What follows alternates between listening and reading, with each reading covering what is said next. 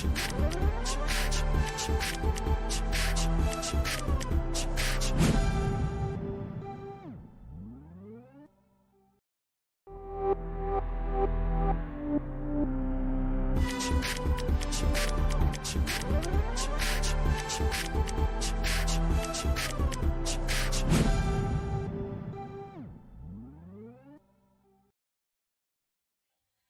pagi Ibu Kepala, saya minta maaf saya mengganggu waktu Ibu Kepala sekolah sebentar, dan saya minta kesediaan Ibu Kepala untuk meluangkan waktu untuk saya melakukan wawancara terhadap Ibu Kepala.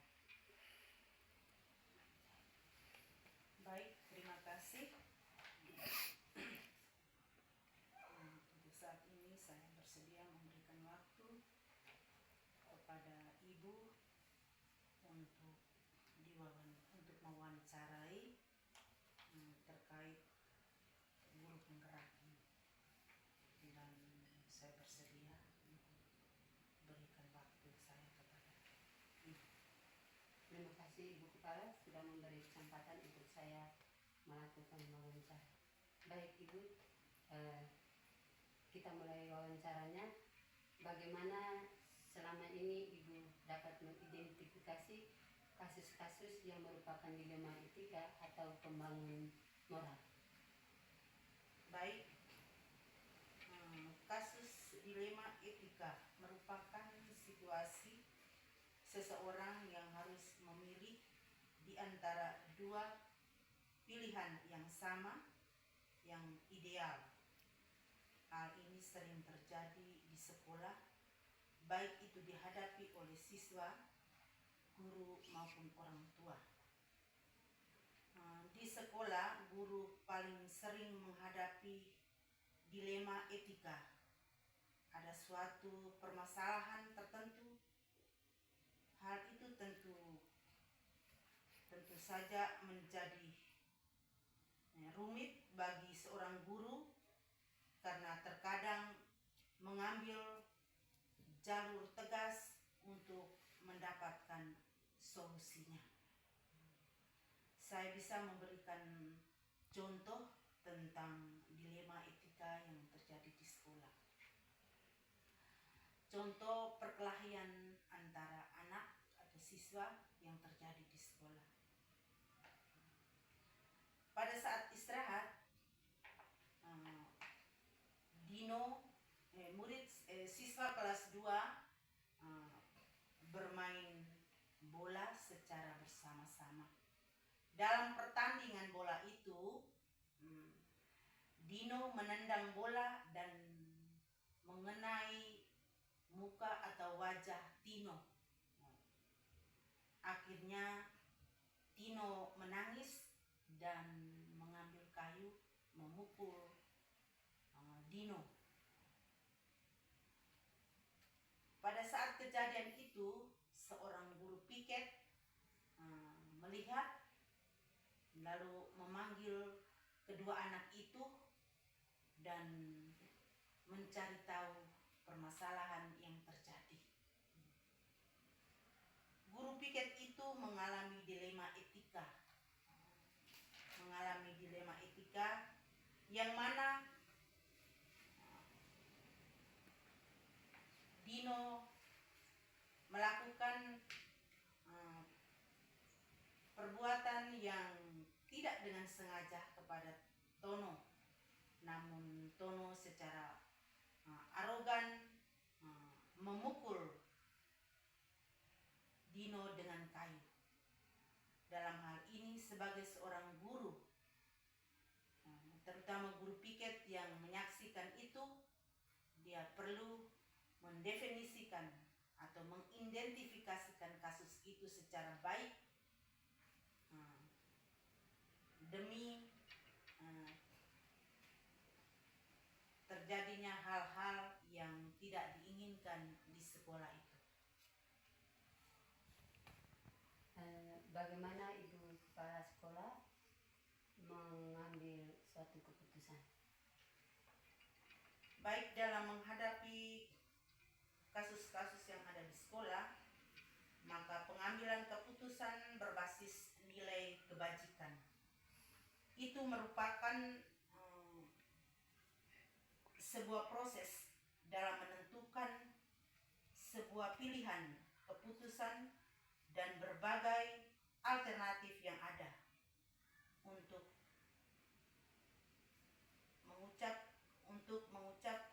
mencapai sebuah tujuan tertentu yang didasari dengan nilai kebajikan. Pengambilan keputusan meliputi moral dan dilema etika. Sebagai seorang pemimpin pembelajaran, berpihak pada murid berdasarkan nilai-nilai kebijakan universal dan bertanggung jawab terhadap segala konsekuensi dari keputusan yang diambil. Sesulit apapun keputusan yang diambil untuk permasalahan yang sama-sama benar, maka seorang pemimpin perlu mendasarkan keputusan pada ketiga unsur yang sudah disebutkan di atas tadi. Baik Ibu, langkah-langkah apa yang bisa Ibu lakukan selama ini? Dalam menghadapi masalah atau kasus-kasus yang merupakan dilema etika atau pengemban moral, maka langkah-langkah yang perlu dilakukan yang pertama yaitu menghadirkan oknum yang bermasalah. Yang kedua, mengambil keterangan tentang masalah itu dari oknum tersebut. Yang ketiga, menjelaskan tentang membangun moral dan nilai kebajikan.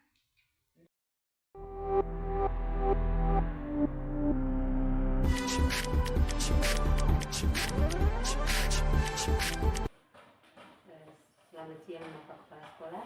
Selamat siang juga. Sebelumnya saya minta maaf, saya perkenalkan diri. Saya CGP dari SDN Nama Oleh, hadir datang di sekolah Bapak untuk minta kesediaan dan waktu Bapak untuk boleh saya mewawancarai Bapak. Mungkin apakah Bapak bersedia memberikan waktu dan kesempatan bagi saya untuk mewawancarai Bapak? Baik Ibu, untuk waktu itu selalu ada dan siap sedia untuk menerima kehadiran wawancara seaktif menerima. Saya juga kurang lebih 2 tahun sebagai kepala satuan pendidikan di sekolah. Saya koordinator.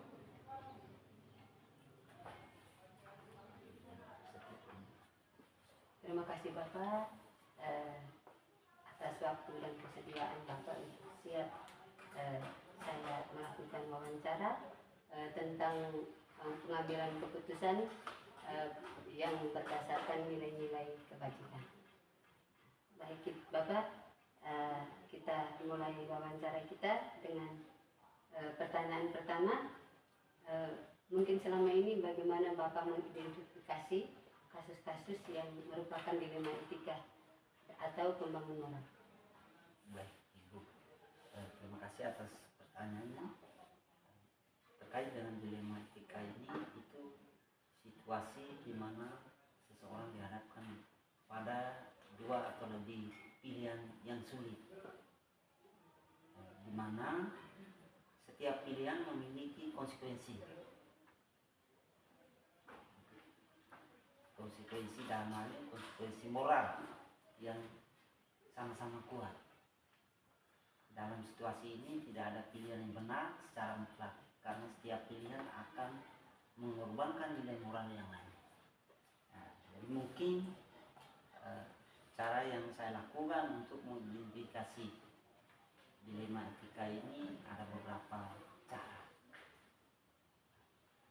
Dengan munculnya pertanyaan perenungan atau refleksi ada di dalam diri seorang pimpinan, khususnya saya. Jadi, ada dua pilihan yang sama-sama benar secara moral. Sebagai perenungan atau refleksi itu, kalau nurani menjawab ya, maka kemungkinan besar itu adalah dilema etika. Itu yang pertama. Yang kedua, ada satu pilihan yang jelas-jelas lebih baik secara moral. Dan kalau kemungkinan jawaban yang timbul dalam nurani ya, maka kemungkinan besar itu adalah rujukan moral. Lalu mungkin juga pertanyaan yang muncul juga itu adalah apakah keputusan yang diambil akan berdampak pada orang lain? Jika jawabannya ya, maka penting sekali untuk dipertimbangkan semua konsekuensi dari setiap pilihan, baik itu positif maupun negatif. Kemudian yang berikut, nilai-nilai moral yang bertentangan terlibat dalam situasi yang dihadapi dengan adanya dilema etika tadi, masalah-masalah yang terjadi. Jika jawabannya A, maka itu bisa menjadi indikasi dilema etika. Kemudian ada tekanan eksternal yang mempengaruhi keputusan yang diambil. Tekanan eksternal seperti ancaman atau iming-iming bisa mengabulkan penilaian moral seseorang. Mungkin itu dulu jawaban pertanyaan pertama yang saya sampaikan. Baik, terima kasih Bapak. Jadi pada dasarnya untuk menghadapi suatu persoalan yang punya dilema etika atau pembangunan moral, intinya bahwa kita harus memiliki konsekuensi terhadap kasus-kasus yang kita hadapi, sehingga ketika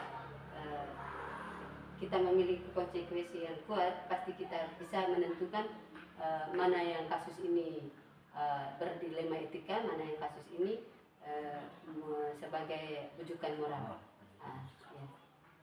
Baik Bapak, terima kasih. Kita lanjut ke pertanyaan 2. Bagaimana Bapak mengambil keputusan di sekolah, terutama kasus di mana ada dua kepentingan yang sama-sama benar atau sama-sama memiliki nilai-nilai kebajikan? Kalau pertanyaan ini, bagaimana seorang pimpinan, terutama saya di satuan pendidikan ini mengambil keputusan? Nah, pasti keputusan yang diambil itu harus melalui tahapan atau langkah-langkah yang dilihat terlebih dahulu. Nah, bisa saya menyebutkan langkah-langkah atau tahapan yang harus dilalui. Yang pertama itu harus seorang pimpinan harus mengidentifikasi semua fakta yang terjadi, yang relevan. Kemudian juga harus adanya identifikasi nilai-nilai moral yang terlibat. Apakah itu rujukan moral atau dilema etika? Kemudian dari hasil identifikasi itu harus dipertimbangkan semua pilihan yang ada untuk diambil sebuah keputusan. Kemudian setelah mempertimbangkan, dilaksanakan juga evaluasi konsekuensi dari setiap pilihan. Selain evaluasi, dilalui juga tahapan yang namanya konsultasi dengan atau komunikasi dengan pihak luar atau dengan rekan sejawat yang dapat dipercaya. Setelah itu baru diambil keputusan yang dapat dipertanggungjawabkan dengan melihat konsekuensinya. Mungkin itu dulu jawabannya. Baik Bapak, terima kasih. Baik sekali apa keputusan yang diambil Bapak, yang sama-sama punya dilema etika dan juga sama-sama memiliki nilai-nilai kebajikan, di mana Bapak sudah punya langkah-langkah untuk pengambilan sebuah keputusan. Di mana tadi sudah Bapak tegaskan bahwa yang perlu mengidentifikasi kasus-kasus harus berdasarkan fakta-fakta yang ada, lalu dipertimbangkan secara baik-baik, kemudian dievaluasi, lalu membangun komunikasi. Kita perlu membangun komunikasi bersama dengan pihak-pihak lain agar kasus ini dapat kita selesaikan secara bersama demi mencapai tujuan kita bersama. Lalu juga yang terakhir, supaya pengambilan keputusan dapat berjalan dengan baik. Jadi itu harapan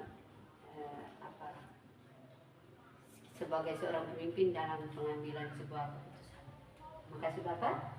Kita lanjut ke pertanyaan berikut.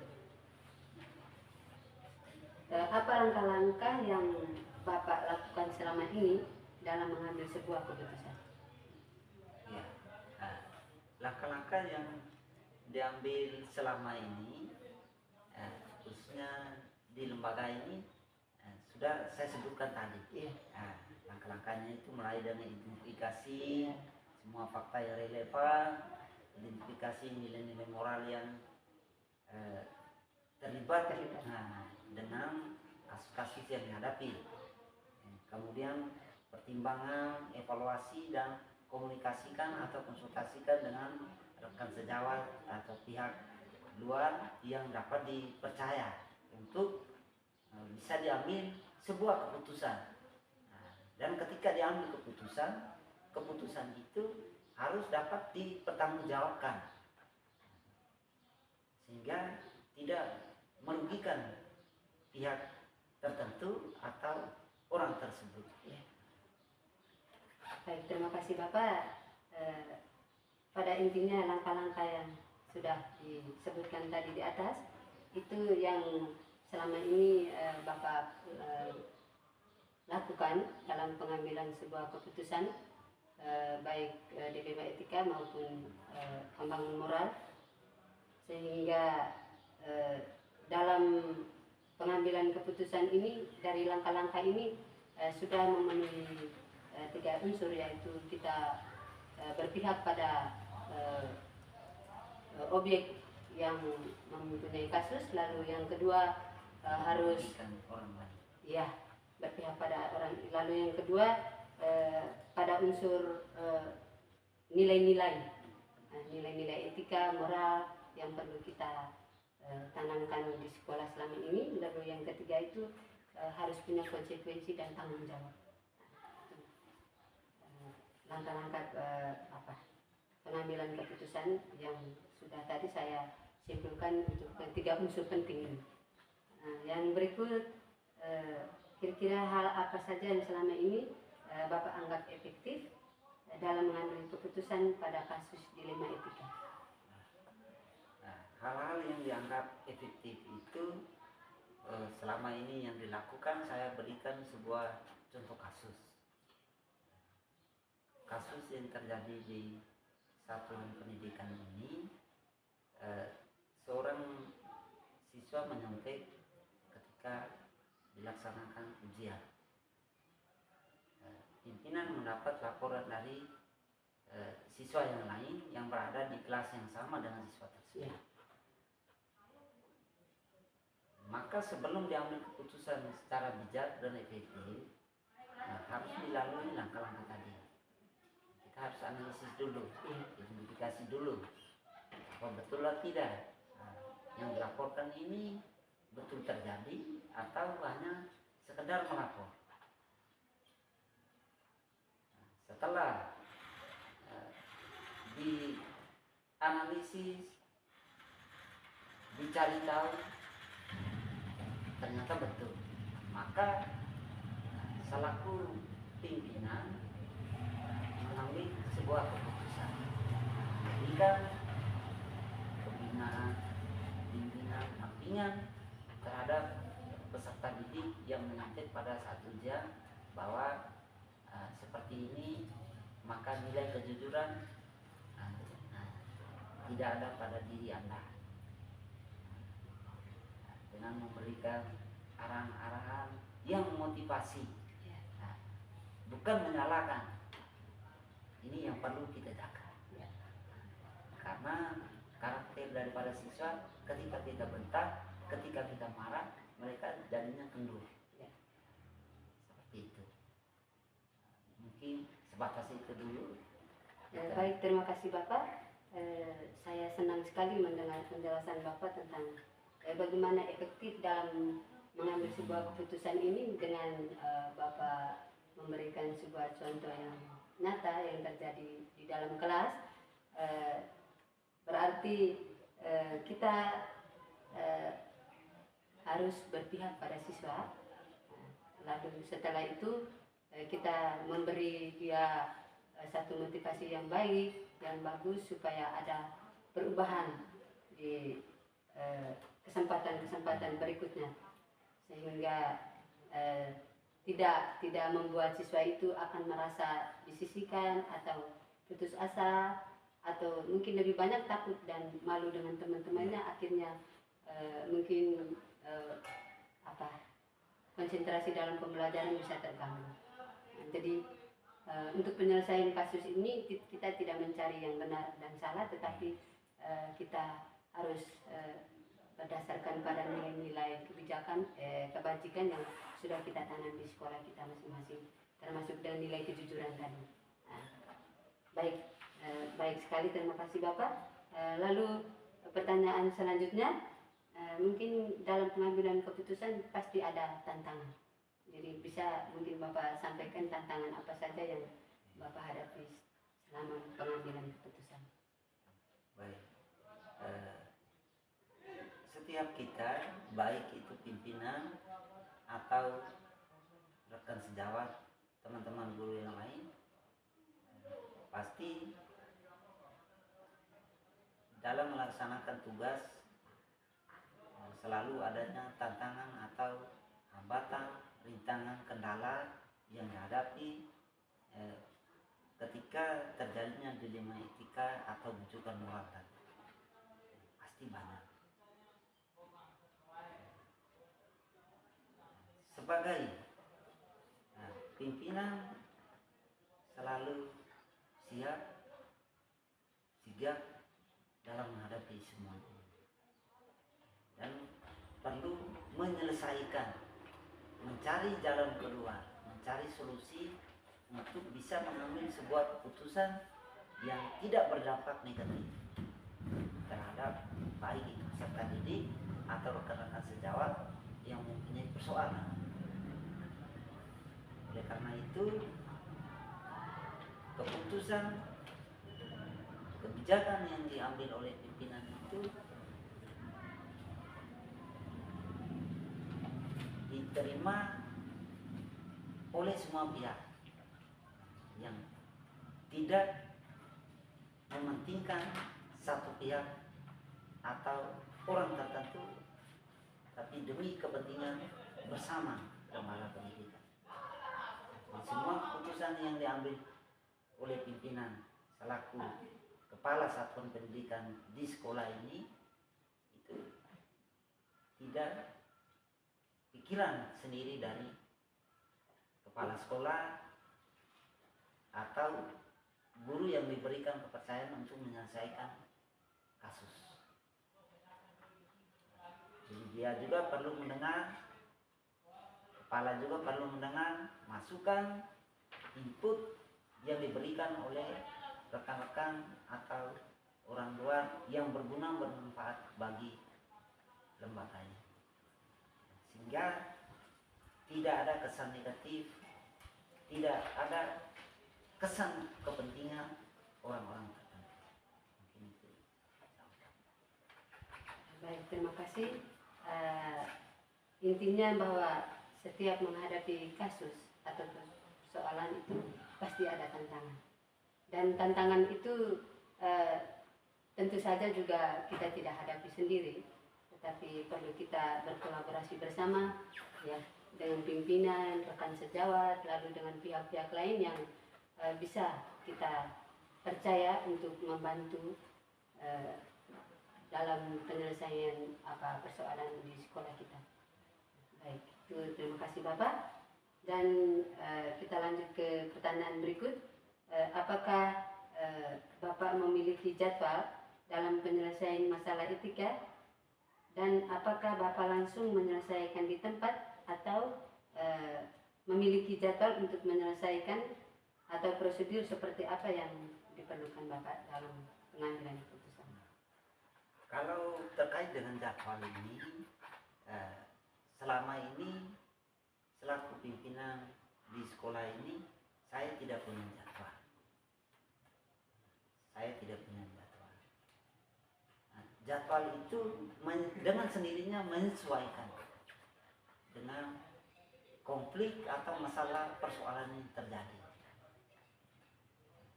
Kalau masalah dilema etika ini dirasa berat, maka pasti atas kolaborasi, atas komunikasi yang dijalin bersama oleh warga sekolah, dalam hal ini rekan sejawat dan kepala sekolah menentukan waktunya. Tapi kalau dilema etika itu terjadi yang dirasa mungkin ini bisa diselesaikan, bisa dicari jalan keluarnya,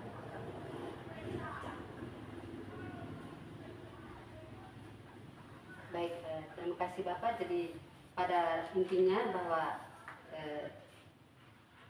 kalau ada jadwal tergantung dari berat atau ringannya sebuah persoalan. Jika berat maka kita butuh kolaborasi seperti tadi yang sudah Bapak jelaskan, maka kita menentukan jadwal untuk kita selesaikan bersama. Jika persoalan itu dianggap bahwa kita bisa menyelesaikan pada kesempatan itu, maka kita bisa menyelesaikannya. Walaupun persoalan itu berdilema etika atau bujukan moral. Ya, Pak. namun hanya tetap diperhatikan bahwa dalam sebuah persoalan itu harus melalui tahapan tadi yang sudah kita tetap memperhatikan tahapan-tahapan. Kita identifikasi dulu, lalu persoalan model apa, kita diskusi bersama dulu. Ini solusinya seperti apa? Mungkin. Oke. Baik, terima kasih Bapak. Kita lanjut ke pertanyaan berikut.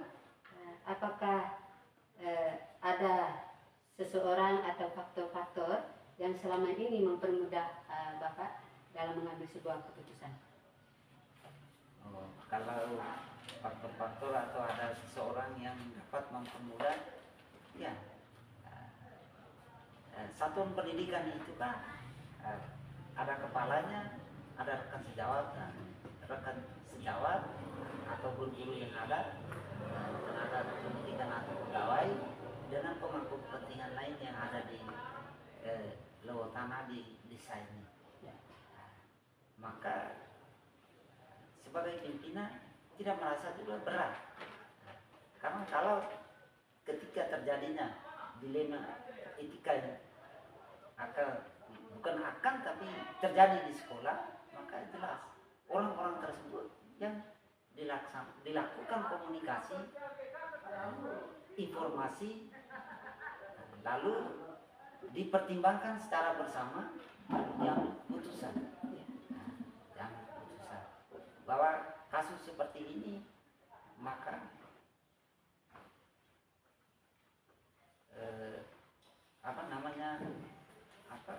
keputusan yang diambil itu seperti ini,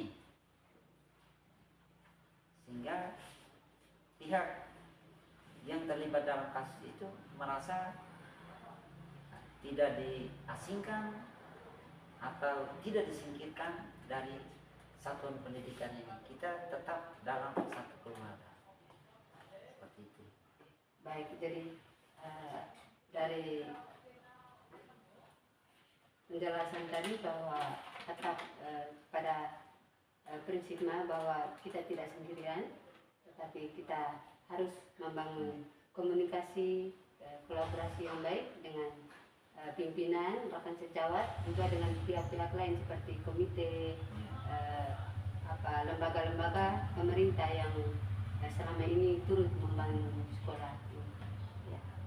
Nah, baik Bapak, mungkin hal sepanjang selama ini Bapak mengambil keputusan sudah kita bicarakan bersama mulai dari tadi awal.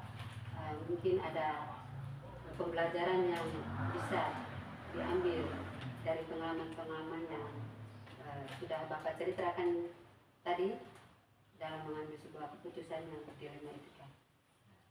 Baik, pembelajaran yang mungkin Ibu sebagai calon guru penggerak dan kami selaku pimpinan, kita semua tetap terus belajar.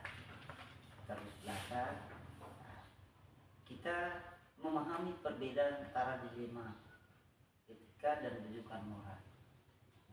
Kita juga harus lebih siap menghadapi situasi yang sulit. Dari situasi yang sulit itu bagaimana caranya kita mengambil sebuah keputusan yang nanti menyenangkan semua kepentingan, tidak menyenangkan satu pihak kepentingan. Lalu dari keputusan yang diambil itu, selaku pimpinan harus tegas dalam mengambil keputusan. Sudah tegas, maka keputusan yang diambil itu harus dapat dipertanggungjawabkan. Mungkin itu kira-kira pembelajaran yang selama ini saya alami dan saya rasakan. Baik, terima kasih Bapak. Saya sangat bangga atas kepemimpinan Bapak di lembaga SDK Kalelu ini yang selama ini sudah Bapak jalankan dalam pengambilan keputusan. Saya bangga dan senang mendengar apa yang telah disampaikan dan langkah-langkah yang selama ini telah Bapak lakukan dalam pengambilan keputusan di lembaga ini.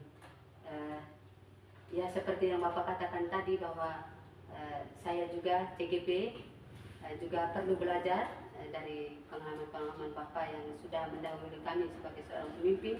Mungkin ini satu motivasi yang terus memacu kami agar kedepannya kami juga selalu konsekuensi, selalu siap untuk menghadapi persoalan ini, dan mungkin langkah-langkah yang sudah Bapak berikan kepada saya itu akan saya gunakan dalam diri saya sebagai pemimpin jika nanti dipercayakan. Ya. Jadi ini saja Bapak wawancara kita. Terima kasih banyak untuk kesediaan dan waktu Bapak dalam sesi wawancara kita kali ini, dan kurang lebihnya saya mohon maaf karena mungkin dalam sesi kita wawancara ini ada tutur kata atau tingkah saya mungkin menyinggung perasaan Bapak atau mencari tahu yang lebih dalam. Saya mohon maaf yang sebesar-besarnya, dan akhirnya saya mengucapkan limpah terima kasih. Semoga apa yang disampaikan Bapak menjadi acuan bagi saya untuk pembelajaran saya di hari-hari selanjutnya. Terima kasih. Baik Ibu, terima kasih kembali, dan mohon maaf jika dalam wawancara kita ini ada jawaban-jawaban atau pencerahan yang kurang menyenangkan. Pada kesempatan ini mari kita saling belajar dan belajar terus. Mungkin hanya itu saja. Terima kasih banyak sudah mewawancarai saya. Terima kasih Bapak. Selamat siang. Selamat.